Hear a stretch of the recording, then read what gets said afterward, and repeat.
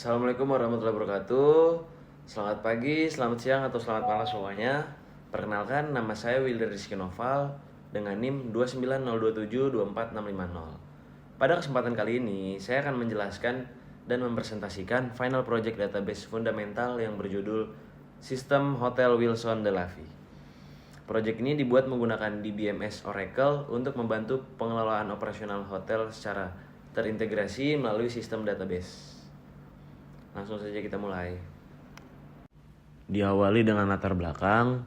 Latar belakang pembuatan sistem ini adalah karena pengelolaan data hotel secara manual sering menimbulkan berbagai masalah, seperti kesalahan pencatatan, duplikasi data, serta lambatnya pelayanan kepada pelanggan. Oleh karena itu, dibuatlah sistem database berbasis SQL dengan membantu pengelolaan data kamar, tamu, reservasi, pembayaran, dan karyawan secara lebih cepat, akurat, dan aman. Dilanjut ke tujuan sistem. Tujuan sistem database ini dibuat untuk yang pertama ada mempermudah pengelolaan data kamar hotel, yang kedua ada menyimpan data tamu dengan aman dan terstruktur, yang ketiga mempercepat proses reservasi kamar, yang keempat mengelola pembayaran secara akurat, yang kelima mempermudah pengelolaan data karyawan, yang keenam mengurangi risiko kehilangan dan duplikasi data, yang ketujuh atau yang terakhir meningkatkan kualitas pelayanan hotel melalui sistem yang terintegrasi. Selanjutnya ada proses bisnis hotel. Dalam sistem ini terdapat alur bisnis yang menggambarkan aktivitas hotel, yaitu yang pertama ada pengelolaan data kamar. Admin memasukkan data kamar seperti nomor kamar, tipe kamar, harga, kapasitas, dan status kamar. Yang kedua ada pendaftaran data tamu, yaitu data identitas tamu disimpan ke dalam sistem. Yang ketiga ada reservasi kamar. Tamu melakukan pemesanan dan sistem mencatat hubungan antara tamu, kamar, dan karyawan yang melayani. Yang keempat ada check-in dan check-out. Saat check-in kamar digunakan dan setelah check-out kamar kembali tersedia. Nomor 5 ada pembayaran. Sistem mencatat jumlah pembayaran, metode pembayaran, serta diskon yang diberikan. Yang keenam dan atau yang terakhir, penilaian pelayanan. Tamu dapat memberikan rating terhadap pelayanan hotel setelah masa menginap selesai. Selanjutnya ada perancangan database atau DDL. Pada tahap Data Definition Language atau DDL, dibuat struktur database berupa beberapa tabel utama, yaitu ada tabel underscore kamar untuk menyimpan data kamar, lalu ada tabel underscore tamu untuk menyimpan data tamu, ada tabel underscore karyawan untuk menyimpan data karyawan, lalu ada tabel reservasi untuk menyimpan data pemesanan kamar, dan yang terakhir ada tabel pembayaran untuk menyimpan data transaksi pembayaran. Setiap tabel memiliki primary key sebagai identitas unik dan beberapa foreign key yang menghubungkan antara tabel sehingga data dapat terintegrasi dengan baik. Selain itu, dilakukan penambahan atribut seperti rating pelayanan dan foto KTP tamu menggunakan perintah alter table. Selanjutnya ada pengisian data atau insert. Setelah struktur database selesai dibuat, dilakukan pengisian data awal atau dummy data. Data yang dimasukkan meliputi, yang pertama ada 10 data kamar dengan berbagai tipe seperti standar, deluxe, suite, dan presidential. Yang kedua ada 10 data tamu dengan berbagai tingkat membership seperti regular, gold, dan platinum. Data ini digunakan untuk simulasi dan pengujian sistem database. Kita lanjut di bab 4. Ada Data Manipulation Language atau DML. Pada bagian ini digunakan beberapa perintah SQL untuk mengelola data, yaitu yang pertama ada select untuk menampilkan data. Selanjutnya ada update untuk mengubah data yang sudah ada, dan yang terakhir ada delete untuk menghapus data tertentu. Bagian ini menunjukkan bagaimana administrator dapat melakukan pengelolaan data hotel secara dinamis sesuai kebutuhan operasional. Lanjut di bab 5. Ada single row function. Single row function adalah fungsi SQL yang memproses satu baris data dan menghasilkan satu output per baris. Ada banyak macam di sini. Yang pertama ada upper. Fungsinya mengubah semua huruf dalam string menjadi huruf kapital atau uppercase. Tujuannya menampilkan nama tamu dalam format huruf besar, semua untuk keperluan standarisasi tampilan.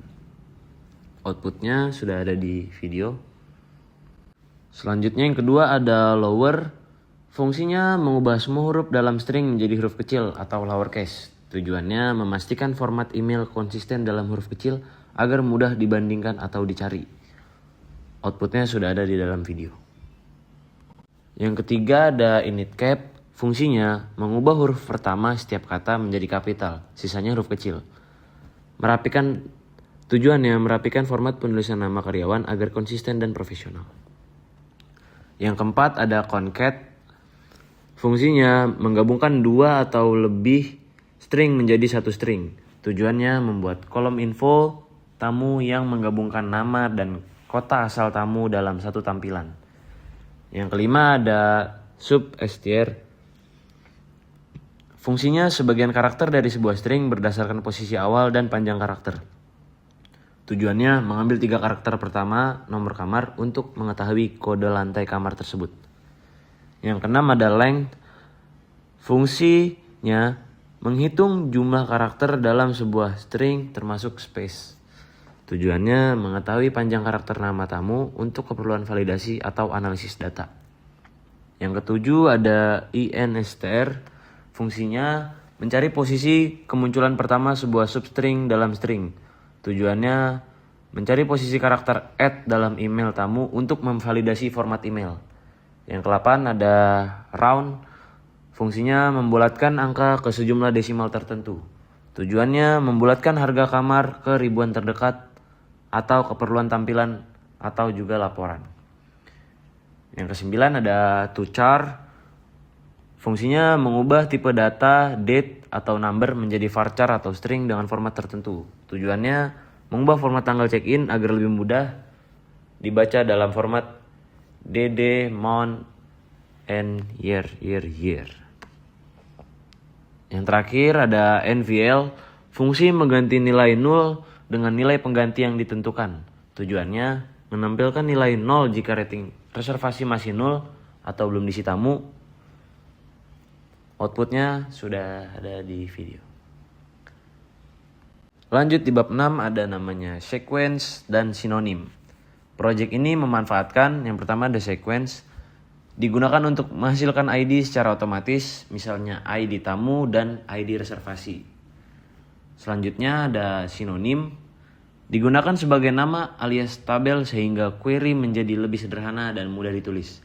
Fitur ini meningkatkan efisiensi dalam pengelolaan database. Selanjutnya ada bab 7, joins atau implementasi join. Untuk menghubungkan data antar tabel digunakan beberapa jenis join. Yaitu yang pertama ada inner join. Fungsinya menampilkan hanya baris yang memiliki pasangan di kedua tabel. Tujuannya menampilkan data reservasi lengkap beserta nama, tamu, dan informasi kamar yang dipesan. Selanjutnya yang kedua ada left join. Fungsinya menampilkan semua baris dari tabel kiri atau tabel tamu meskipun tidak ada pasangan di tabel kanan. Tujuannya melihat semua tamu termasuk yang belum pernah melakukan reservasi atau nilai kolom reservasi akan 0. Selanjutnya yang ketiga ada right join. Fungsinya menampilkan semua baris dari tabel kanan, tabel reservasi meskipun tidak ada pasangan di tabel kiri. Tujuannya menampilkan semua reservasi beserta data karyawan yang menangani, termasuk reservasi tanpa karyawan. ID_karyawan 0. Selanjutnya yang keempat ada cross join. Fungsinya untuk menghasilkan hasil perkalian kartesian dari dua tabel atau semua kombinasi baris. Tujuannya menampilkan semua kombinasi antara tipe kamar dan jenis membership, berguna untuk analisis segmentasi tamu. Selanjutnya ada natural join. Fungsinya otomatis menggabungkan tabel berdasarkan kolom yang namanya sama di kedua tabel. Tujuannya menggabungkan data reservasi dan pembayaran secara otomatis melalui kolom ID_reservasi yang dimiliki keduanya. Bab selanjutnya ada group function. Group function atau aggregate function adalah fungsi SQL yang memproses kumpulan baris dan menghasilkan satu nilai ringkasan. Saya akan merangkum group function ini. Yang pertama ada count untuk menghitung jumlah data. Selanjutnya ada sum, menghitung total pendapatan. Ada average atau FVJ, menghitung rata-rata harga kamar. Ada min, untuk mencari harga termurah. Max, mencari gaji tertinggi. Group by, untuk mengelompokkan data. Having, untuk menyaring hasil pengelompokan. Fungsi-fungsi ini dapat membantu manajemen hotel dalam membuat laporan dan mengambil keputusan berdasarkan data. Lanjut di bab 9 ada subquery. Subquery adalah query SQL yang diletakkan di dalam query lain atau nested query. Subquery dieksekusi terlebih dahulu, hasilnya digunakan oleh query utama. Contohnya ada menampilkan kamar yang harganya di atas rata-rata, selanjutnya menampilkan karyawan dengan gaji di atas rata-rata, atau menampilkan tamu yang pernah menginap di kamar mewah, atau yang terakhir menampilkan reservasi yang sudah melakukan pembayaran. Subquery membantu memperoleh informasi yang lebih spesifik dan mendalam dari database. Nah, bagaimana? Dari proyek yang telah saya buat, dapat disimpulkan bahwa sistem database Hotel Wilson Delavi mampu mengintegrasikan berbagai data penting dalam operasional hotel. Mulai dari data kamar, tamu, karyawan, reservasi, hingga pembayaran.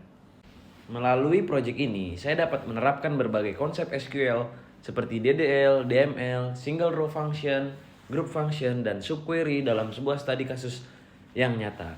Harapan saya, sistem ini dapat membantu meningkatkan efisiensi pengelolaan hotel, meminimalkan kesalahan pencatatan, serta meningkatkan fasilitas pelayanan kepada pelanggan. Sekian presentasi dari saya. Terima kasih atas perhatiannya. Terima kasih juga telah menonton. Selamat pagi, selamat siang, atau selamat malam semuanya. Wassalamualaikum warahmatullahi wabarakatuh.